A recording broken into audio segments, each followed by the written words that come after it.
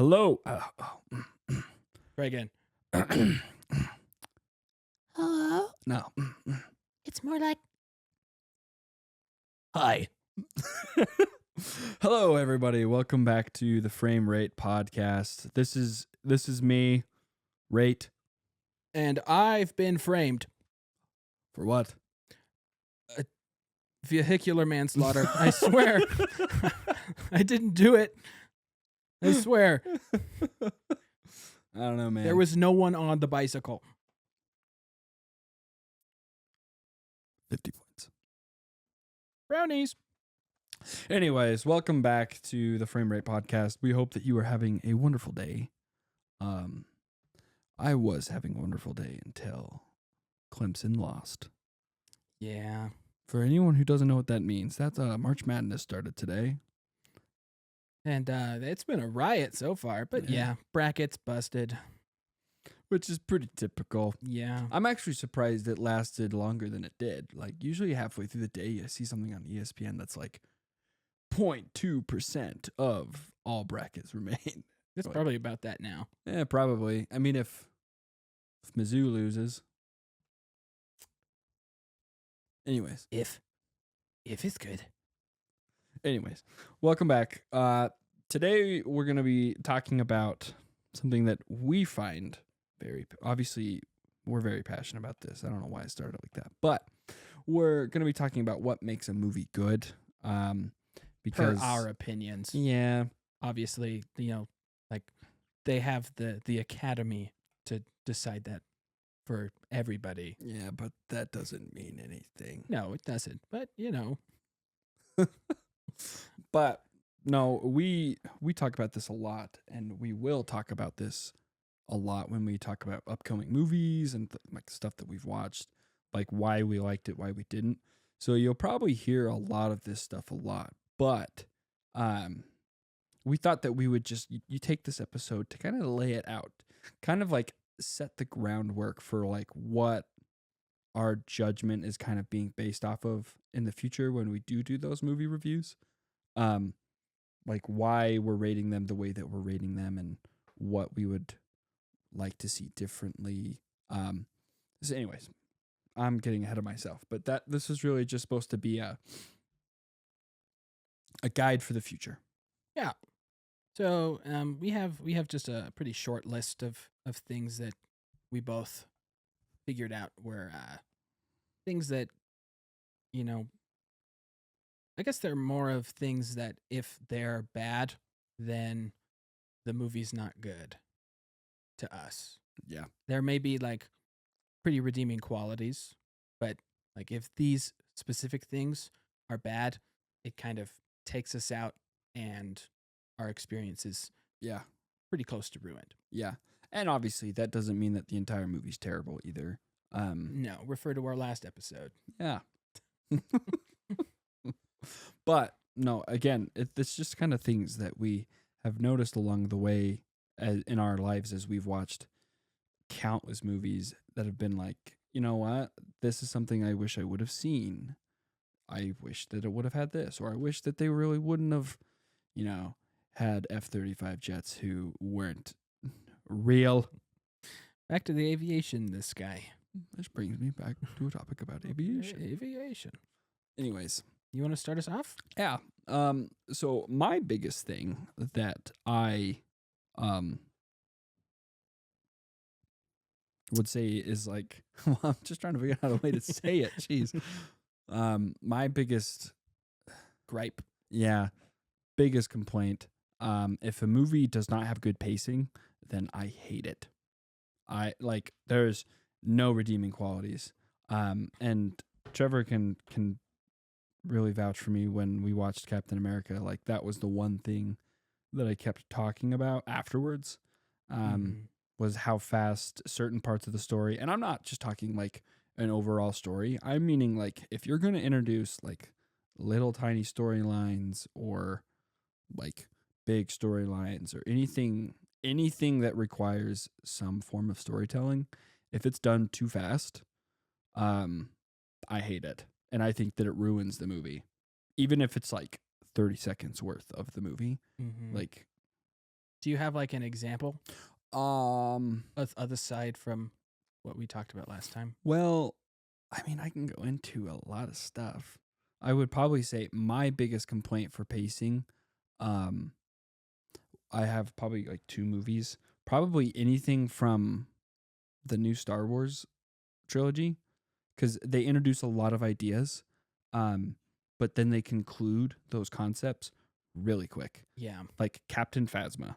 Captain Mhm. Phasma, like, and also, I guess I should also say, if you introduce something and you spend no time or you spend too long talking about something, I also don't like it.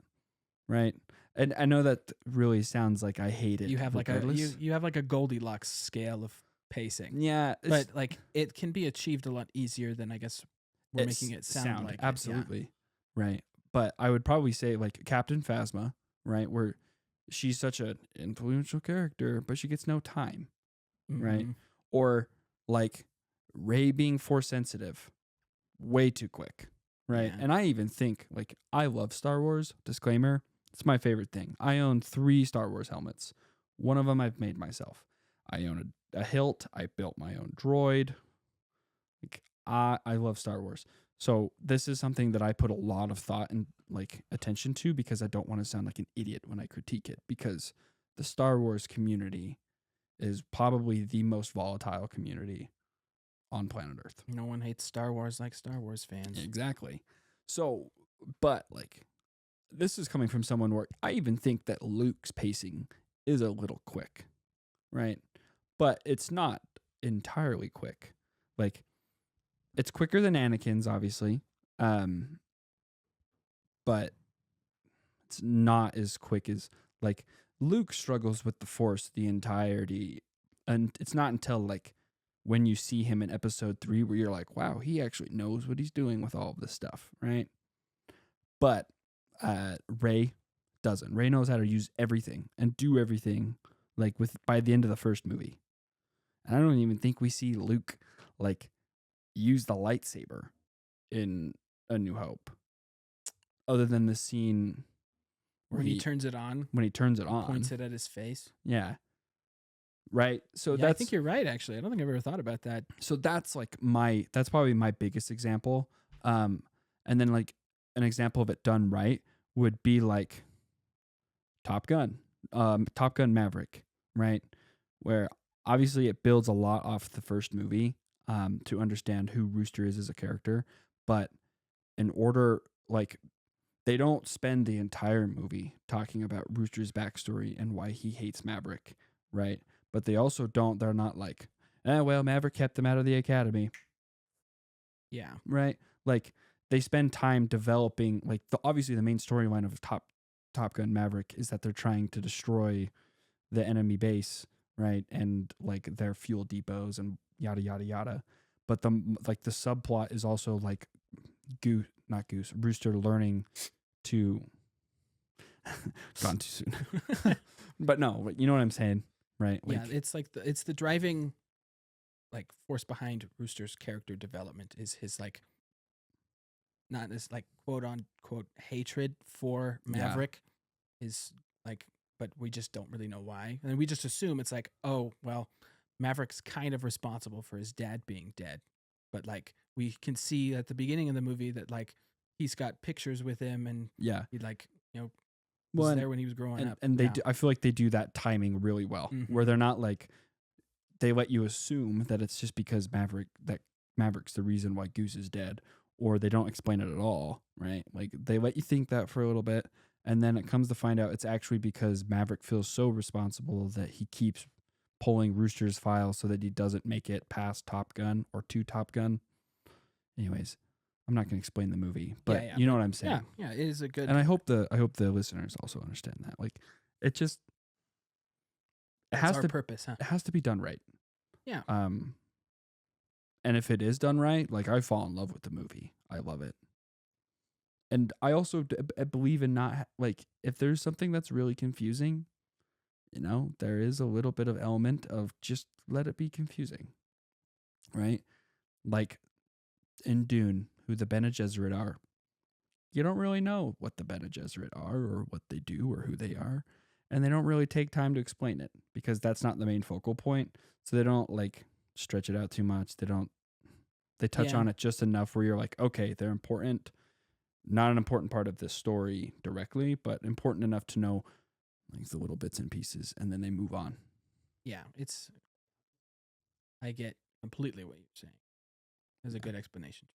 Thank you. Am I good to go on to my first thing? Yeah. Sorry, I kind of ranted. No, you're good. My first thing is, it's really broad, but like poor writing. If a movie has a scene or multiple scenes or the entire movie, like you can tell that not a lot of thought really went into making the events of the scene or the events leading up to the scene like really coherent, and like you're really out of it, it definitely takes me out of the experience, and I come away really disliking maybe not the entire film, but enough of the film for me to put it pretty low on my ratings. And I know that that's something that even like really casual viewers tend to catch on to, because a lot of critiques of most blockbuster movies from casual viewers are like, I didn't get what was going on. Like, what does this mean? Why did you talk about this and I have no idea beforehand? Right. Like, that was like the main complaint with like Christopher Nolan's Tenet. Mm-hmm. I know that one, like I love Christopher Nolan films and I love Tenet, honestly, but it did take me probably like a second watch with me paying extra close attention for me to like fully grasp what was going on. Yeah. So I may not be fully saying that Tenet had bad writing. I just think it could have been written better. Maybe almost too good. Yeah. I think like it's a story that probably would have like it enabled visuals to be really sick, but like it would have worked. Like it's a story that would have worked pretty well as like a book. Well, and I think there's also something about like writers who are definitely really advanced. Like anything Christopher Nolan makes is like so advanced that you have to really like get a pen and paper out to really understand. Yeah, like Interstellar. The more scientifically accurate a movie is, the harder it is to grasp. But I could say that that's also a good thing. Like, I mean, especially when it comes to people who aren't like me and you, who actually like dissect movies. Like, that's the reason why my wife Grace hates the first movie, Gladiator, because it spends like the entire first act. I think it has everything to do with the movie, but my wife doesn't, and so she couldn't get into it because she's like, the movie's about him being a gladiator. Why don't we see more time of him being a gladiator and winning fights, and instead of him being in an army? And obviously, I've tried to explain it to her, but that's just another case, right? Yeah. Where I guess to kind of also connect to poor writing is like too much exposition. mm-hmm. When you try to explain too much of what's going on, or like the prequels, or like there's too much like information for the director to really make like a good scene to help you understand what's going on, and so they just put in someone saying somehow Palpatine returned. Yeah. Right? Yeah. Like, oh. Or like I mean, again, I love Star Wars. So I have a complaint, but I don't think that it ruins it. But I know it ruins it for a lot of people. The dialogue in the prequels. Oh, the prequels? That would go right along with poor writing. You're so beautiful. I'm only so beautiful because I'm so in love. George. Humans don't talk like that. Yeah, it sucks that he was going through a divorce. Well, you can kind of blame that probably on the bad dialogue, Yeah. at least between Anakin and Padme. she's just longing. Yeah. But there's other examples of the dialogue I being don't like perfect. sand. It's coarse, rough, it's irritating, And it gets and everywhere. it gets everywhere. Oh. This is romantic. Padme's like, oh yeah. That's it. I want to have him be the father of my children. Did he just slowly float a pear into his hand? I want him. And then later on, he massacres a bunch of children, and she's like, "You're breaking my heart, you dog." But there's also examples of good writing in those things too, right? Like, I feel like writing is something, I don't know. There's times where it can be like kind of redeemed too, at least in the form of dialogue, right? Like, you can have really terrible dialogue, but then you can also have the "I have brought peace, justice, and security," right? Like, Yeah.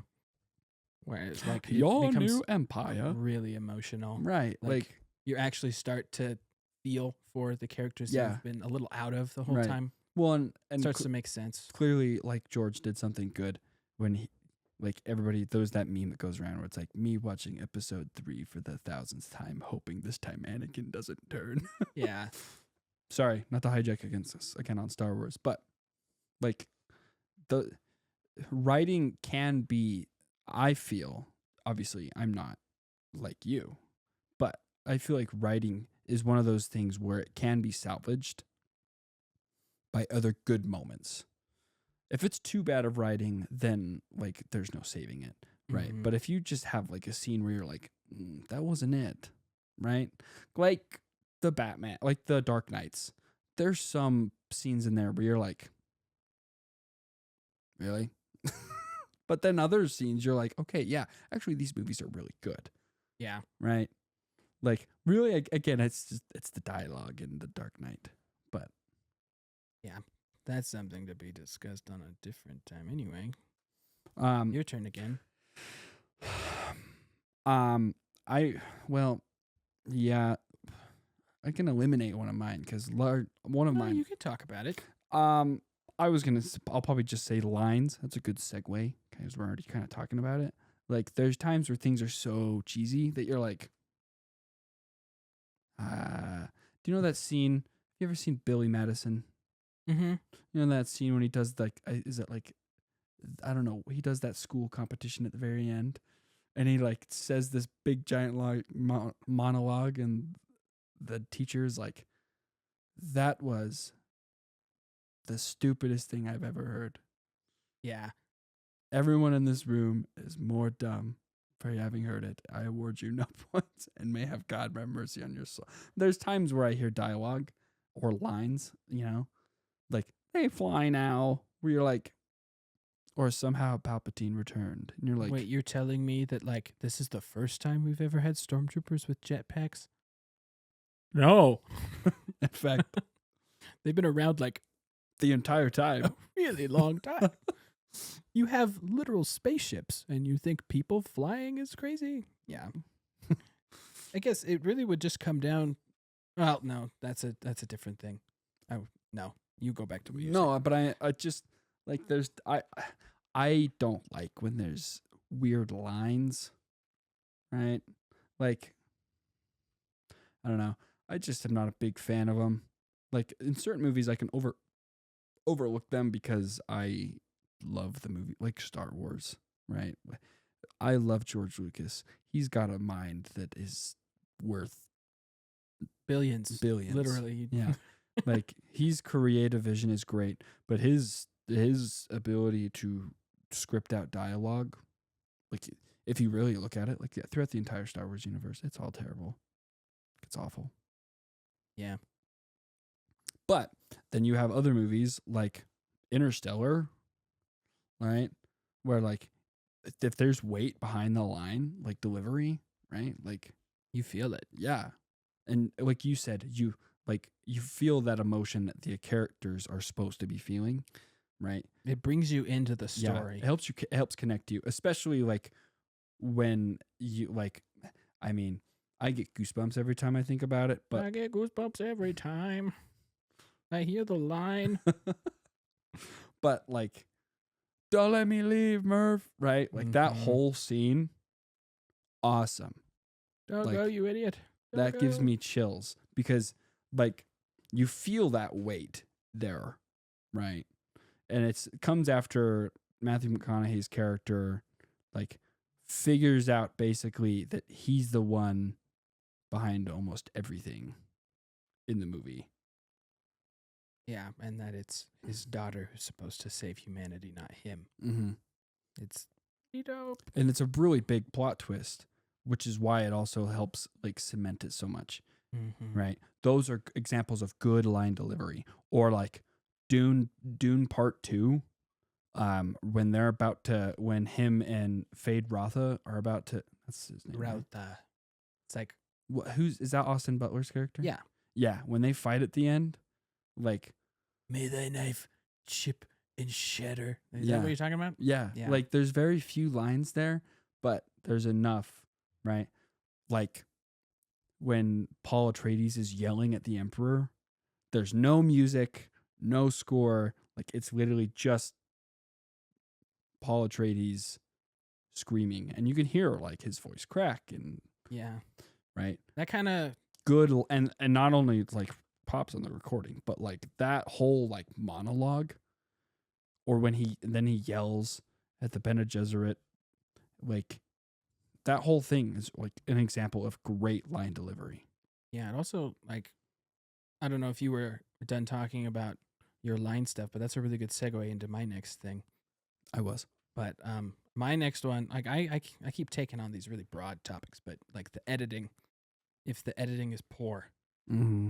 I cannot take it. Obviously, there's some like extreme examples, but then like, you know, for the good examples, like you were just saying, like the end of Dune Part 2, Paul's monologue to the Emperor, like you said, there's no music.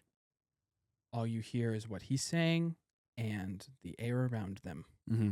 That's an editing choice, right? Mhm. I'm sure Hans Zimmer probably had a score prepared, but Mhm.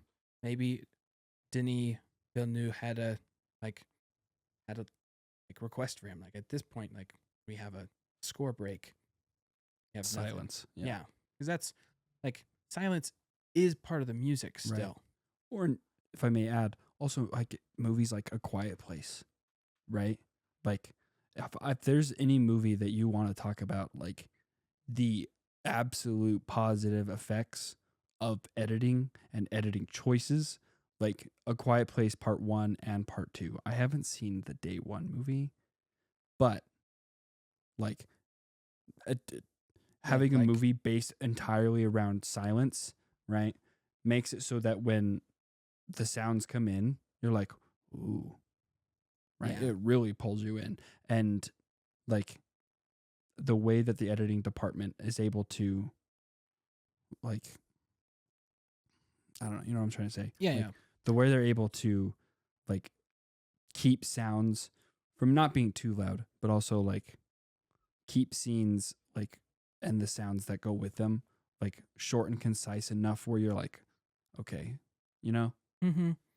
Yeah, and like, you know, my mind I keep on thinking of like some really good ones, some really good things. But before I talk about like a good example, but there is like an extreme bad example. I'm gonna assume you haven't seen this, but I'm gonna ask anyway. Have you seen the 1970s version, the 1970s Captain America movie, Mm-mm. where he's like wearing like a motorcycle helmet and stuff? No. Well, there's one fight scene in this movie where for probably a good 15, 20 seconds, there is 2 jump cuts a second. And you feel like you're about to have a seizure. Like you literally, like when I watched this scene was like, I said out loud, I was like, my eyes. Like it's just, and you have no idea what's going on. That is a bad editing choice. Yeah. Or Taken. Yes, the jumping the fence. Yeah. Yeah. And you're like, I'm experiencing vertigo. Like, why do I need 5 camera angles to watch him hop a fence? Watch old Liam Neeson make his way over a fence. Look at me from over here. And now here. Under here. Underwear. Here. Yeah. I But- think something I would like to add, that's not on my list, but something I would like to add, the sound department. Because the sound department, I feel like it's not necessarily editing, but I guess I would probably say anything post-production, but sound, right? A Quiet Place. Mhm. right? Like I Props to any Foley people if listening there's to if this. there's any job that I would, if I could make good money and easily find myself into a way into a career, it would be Foley. I love that. Yeah, it's so Like the cool. concept behind Foley is easily one of the coolest things ever. To me, it's probably like some of the most creative minds in the film industry Yeah. are the Foley people. Yeah. Like you have like the big studios have entire warehouses just full of random crap Yeah. that they make sounds with. And I can't imagine like what a Foley into like someone who does Foley, like their notes when they look at a script, they're like, okay, well here, well, they are sliding on their stomachs through leaves. What could I use for that? And then they just look and like, Yeah.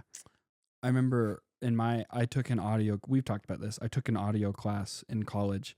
And one of our not our final, one of our exams was Foley.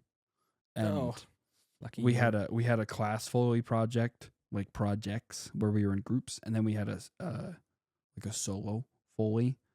So we were able to do a lot of like obviously we weren't in a studio, we were in a college classroom, and Utah Tech doesn't have a lot of that stuff because that's not what they're known for.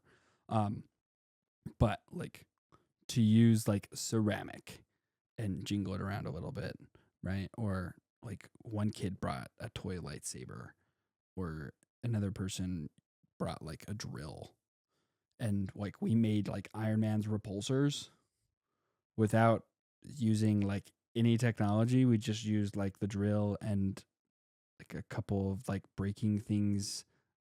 You put them all together. Yeah, it sounded just like it.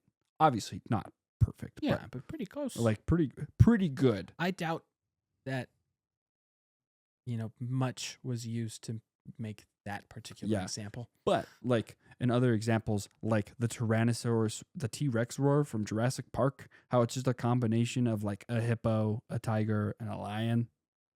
And you're like, wow. Because when you listen to it, you can't hear it. But if you ever get listeners, if you ever get a chance, look up like how, if not just the T-Rex, like look up like how sounds were made in some of your famous, like in the most famous movies. Yeah, I think like you had mentioned, like right off the bat, I think the most popular video of like showcasing Foley is for A Quiet Place, Mm-hmm. Part 1. And he's got like the celery to break bones, right? Yeah. Yeah. Like, obviously, hitting the telephone wire to make Star Wars lasers. Yeah. And Or the same thing with like Wally's Eve's arm gun is made the same way. And yeah. Like that stuff is so cool. And I guess that's not really like what makes a movie, because that's very rarely does that make a movie bad, because that's something that they spend a lot of money and time and attention.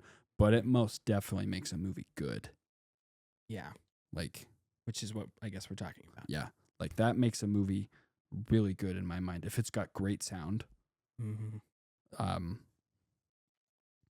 More recognition needs to go to the sound mixers and the sound technicians, and even to the second ACs, even though they're a part of the camera crew.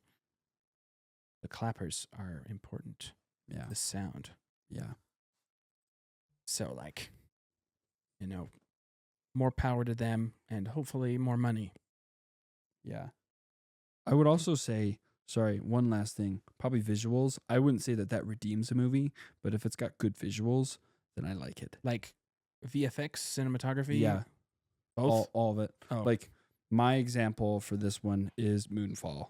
I will talk about Moonfall a lot because Moonfall, all offense to the people who made it, terrible movie. Terrible movie. The only redeeming factor by it is I will stand by it, and I have told this many times. If I was deaf and I could not hear sound and I just had to watch Moonfall for what it had on the screen, 10 out of 10. It's got some really, really pretty visuals. Like, it's a weird movie. I'm not going to talk much about it, but there's a scene where they go inside the moon because the moon is like a base. And there's like lightning and stuff, like coursing, like shooting around, like kind of like like a Tesla coil kind of thing. That is really pretty. Yeah. I've not seen Moonfall It because doesn't- I know It it doesn't. doesn't fit my tastes. Sorry, everybody. That's my dog, Little Murph Man. Not little. He's mid-sized. Yeah, Murphy does not make a movie great. No offense to Murphy. He's a good boy. He'd make a good Muppet. We Yeah. actually, though, he was told the other day that he looks like a Muppet by girls walking down the road. Which Muppet would you be, Murph? Probably Fozzie Bear. I don't know. Okay, come here. Come lay down, bud. Dog distraction.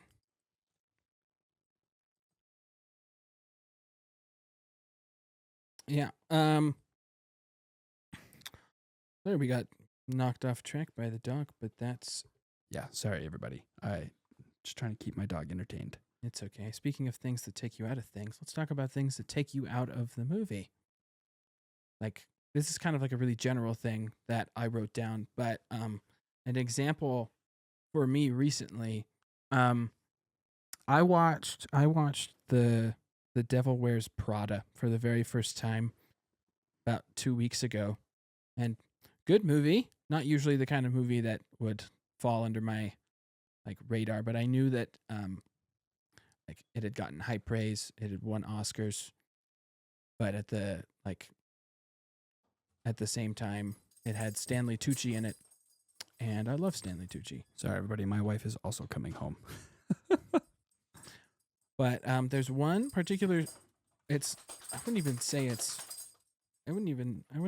a scene in the movie, but it's just like a transition clip.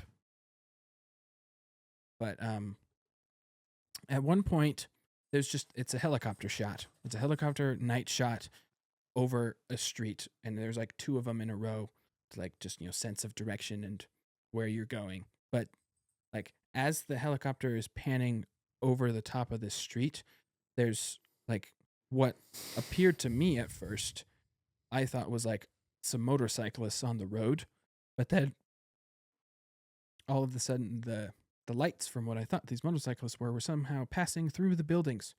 And I realized in that moment it was literal lens flare from the helicopter camera. Yeah. And immediately I was out of the story, and I mentioned it to the person I was watching it with. Like, and then it was there again in the next helicopter shot. Yeah. I was like, Well, and I forget where we are now no, and what our purpose is, because all of a sudden there was light in the camera. yeah. Well, and not to like diss on like old movies, but I feel like those things are a little more apparent in older movies. It was a lot harder to like fix it, or like when movies used film, you had a limited amount of film. Yeah. You don't really see that in new movies. There Mhm. is definitely things that take you out. I don't know if I have an example of that because recently I haven't really seen a lot of stuff Yeah, that takes you out. like I mean, there's mentioned like storyline aspects. yeah, like I mentioned like a really specific thing, but like things that we've been talking about already, like Yeah. your pacing.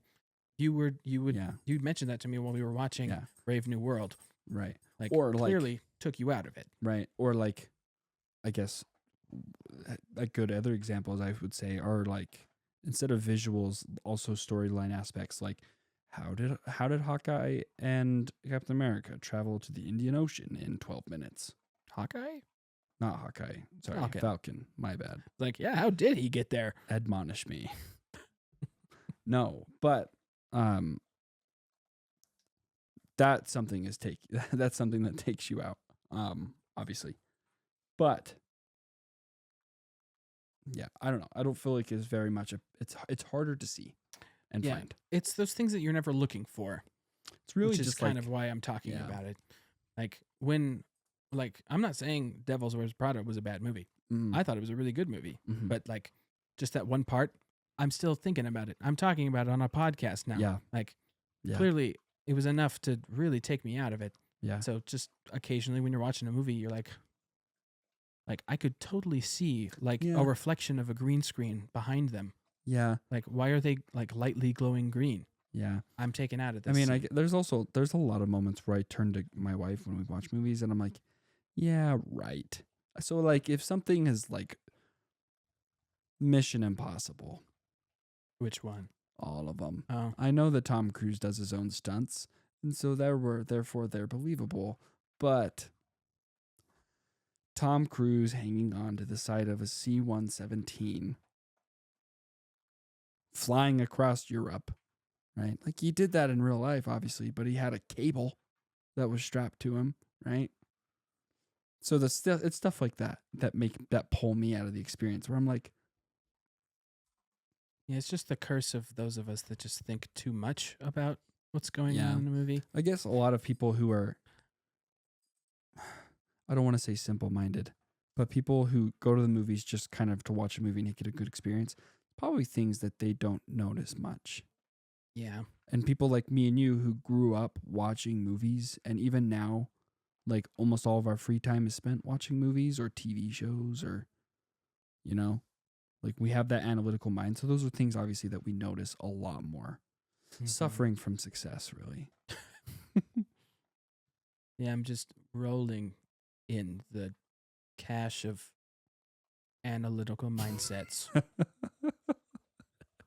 It's beautiful. Oh, S- It's only Scrooge so- McDuck has nothing on it's my only cache. so beautiful because it's so in love. um, but that, I don't know, that kind of brings me to just like the overall story. Like that goes, I feel like that kind of sums up everything we've been talking. Obviously, this isn't the end. But it's like it's pretty much some of my closing remarks. Like the overall story, right? If the pacing's bad, if the sounds are weird, if the line delivery's weird, like those are all product of like the overall story, right? And if I guess also it's probably writing, right? Like if it's done poorly, then the story's just kind of bleh, right? Star Wars, the sequel trilogy, right? Like the overall story's cool, but it's not good, in my opinion. There's a lot of things in there that make it probably redeeming for me, just because, like, there's a lot of. This is obviously a topic for another day, but there's a lot of things in there that make it so that I'm not like, this is awful. It needs to be burned, right? I'm not like one of those Star Wars fans where I'm like, I forsake these, but it's definitely like the overall story is really just kind of boring because it's not new, right? Like, Mhm. and a good example, like I would say, is Top Gun Maverick versus Top Gun. Like the original, a lot of people, I love the original Top Gun. I know a lot of people hate it. I mean, it's such a bad movie to some people that the Navy has banned any usage of any reference of that movie. Yeah. But like, I love that story, but I love so much that the second one isn't a repeat, right? Like, of course, it's a storyline that's probably borrowed a lot from A New Hope, right? If you think about it, I guess. Yeah. they have to navigate. I mean, they navigate a small canyon-like structure without being They noticed. go on a trench run. Yeah. They have to aim the little missile bomb to hit a certain tiny little point. And they have to use their reflexes. Use the force, Rooster. Right? Like, so there's obviously you can say that's reused, but in terms of the first movie to the second, there's not a reused storyline versus the sequels where like this A Force Awakens is literally A New Hope. Right? It's the same story. So it just kind of falls flat, right? Yeah. So I don't know. That would be something that I would say is like big to me, is if the story, like if it's new, fresh, and original, it usually gets a really good. That's probably why I'm so burned out of Marvel, because ultimately it's the same movie, it's the same storyline, Good guy does really good at beginning. Good guy takes a blow in the mid act. Good guy resolves the conflict. Yeah, they just haven't really branched out from the hero's journey as much as Yeah. we would have hoped. Right? Yeah.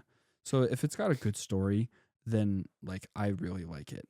And if it's like I said, if it's new, fresh, and original, and they put some thought into it, then it usually gets good colors from me, just because I like that stuff, and I have a respect for being original. Like I don't like things that are copycats. Yeah. This is, I have no segue. I prefer to use a bicycle. But my final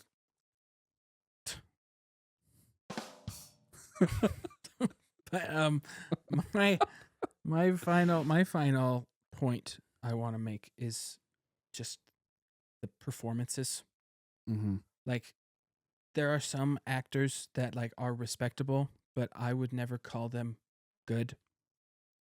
First thing off the top of my head, because she's been in the marketing recently, is Gal Gadot. Oh, I thought you were gonna say Zendaya. No, I actually think Zendaya is a good actress, but you can argue with me about that later. But like Gal Gadot is mostly gets flack for her line delivery, and she deserves to get flack for that.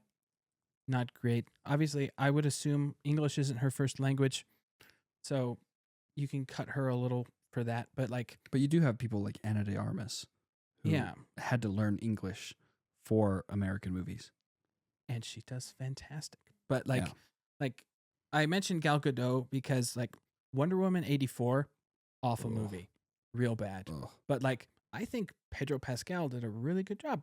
Yeah. I actually really liked his performance. It felt really, I guess I can't really say grounded for a superhero movie, but it felt the most like relatable, and it didn't like it. I didn't get taken out of the movie for how he performed, For the his things that he said. purposes, Yeah, yeah. like I think the way that his character was written, he performed it exactly the way the director wanted him to.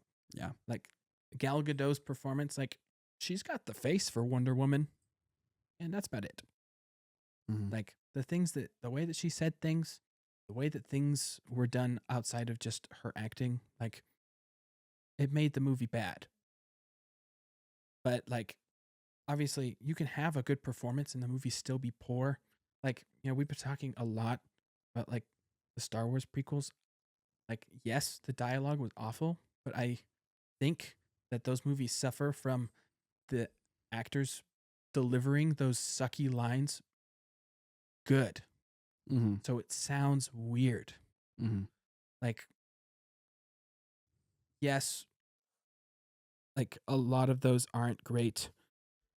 You have all of Jar Jar, but like I watched Phantom Menace again recently, and honestly, Jar Jar's not as bad as like I grew Rose up Tico. being told. Yes, Rose, not a great character. Not a bad actor. No, But- she does good. I mean, like, she does great in Raya and the Last Dragon, but I always forget that it's her. Yeah. But like, you have some actors, like think like Al Pacino, like always considered one of the greatest actors, if not the greatest actor of all time. Because anything you watch him in, you're not watching Al Pacino. Yeah. You're watching him channel something else. Yeah. And so you're watching whatever he says he is. Yeah. And so clearly it's possible. Like if you were to put Al Pacino and had Al Pacino say, somehow Palpatine returned, I'd be like, yeah. Not really. Yeah.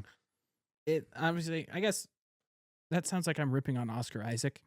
I'm going down quite the rabbit hole here. No. But like, really, acting can make or break a movie, which is why the A-listers get paid so much. Mm-hmm. Is because they're what make a movie great, Yeah. and that's also why a lot of really good directors just kind of stick with the same people. Yeah. Like Yeah. like Quentin Tarantino and Brad Pitt are hand in hand all the way. Yeah. Because Brad Pitt's really good, and Quentin Tarantino can always rely on Brad Pitt to perform the part he wants him to play every time. Yeah. Perfectly.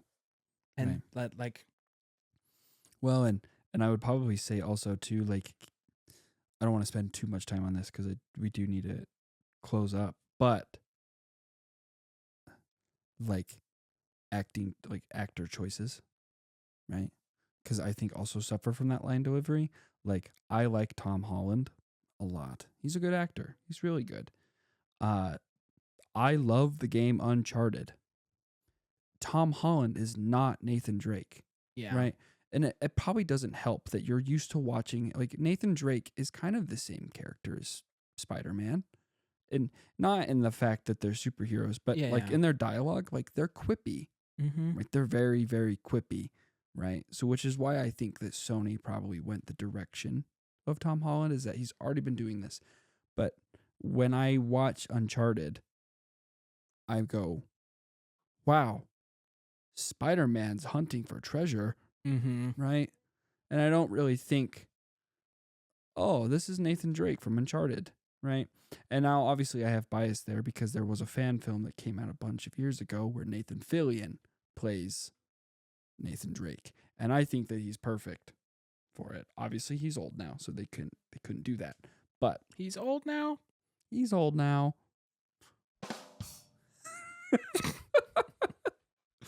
But that's like my point. But I would say, to wrap this entire conversation up, I know that this is something that we're not going to obviously spend too much time in, because I can go over it pretty well and kind of get carried away. But I know Trevor, like, part of his heart rests here, and that is movie scores. We're probably, this is news to use, but next week is probably, I'm going to talk about Hans Zimmer, because Hans Zimmer has a concert movie called Hans Zimmer Diamonds in the Desert. I'm going to go see it on Monday. Ooh. So I will have things I'll want to say. Yeah. Like, scores, right? Those We're back to a March Madness episode talking about scores. No, but like having sorry, I just said that the Utah State game is on. We gotta go, man. But the scores, obviously, I know I'm just keep rambling. Good music makes scenes perfect. Mm-hmm. Hans Zimmer and the weird lady singer in Dune. The weird lady singer. No. Like, that is such awesome, right? Like, I listened to the Dune soundtrack before I even saw Dune, because it would come up on my Pandora, and I'm like, I don't even know what this movie's about, but it's awesome, Mm-hmm. right? Snubbed. I remember Justice for Hans Zimmer. I remember being in Grace's parents' basement, because they have a theater room down there, and I was sleeping in the bedroom next to the theater room for like a holiday, and her brother and her dad were watching Dune Part 1, and they had like the bass cranked all the way up, volume all the way up, and like, I woke up and I thought that I was literally like in a fever dream. I felt like I was in Dune. Sand. But that's where I'm going to leave that, because obviously this is something that we want to have an actual full-blown episode about, where we can dive into it. But I think that having an awesome score makes or breaks scenes. Absolutely. And like we've already mentioned, the absence of a score entirely makes or breaks a scene. Yeah. As well. Yeah. I think I've, like, because I'm just such a dweeb about it, but like, there's been, I think, certain times I've watched movie scenes that I've like said out loud, like, this scene would have been really cool if they didn't have music. But I guess that wraps up the episode 2. Yeah. We're taking this like the Lion King, but we started with the half. Yeah. So, have anything else you want to say, Tristan? No, really, just those are obviously things that we know a lot about, and I don't expect you guys to know hardly much about what we talked about. Keep an ear out whenever Tristan says pacing was awful, and you're like, oh, this movie sucked. Yep, absolutely. It will happen a lot. Yeah. It will happen a lot. That's my favorite thing to talk about. Yep. It's his favorite part about watching NASCAR is the pace car. He just watches him go.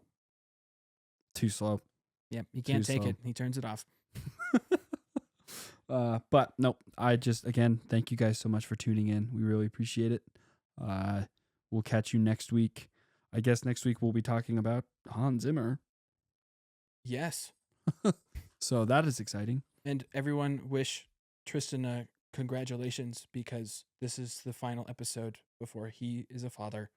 So Oh, yeah. yeah. Become a dad this weekend. Yeah. So that's probably going to be the most exciting thing that's going to happen. So I'll try to distract him from talking about his kid by talking about the Hans Zimmer movie that I went and saw.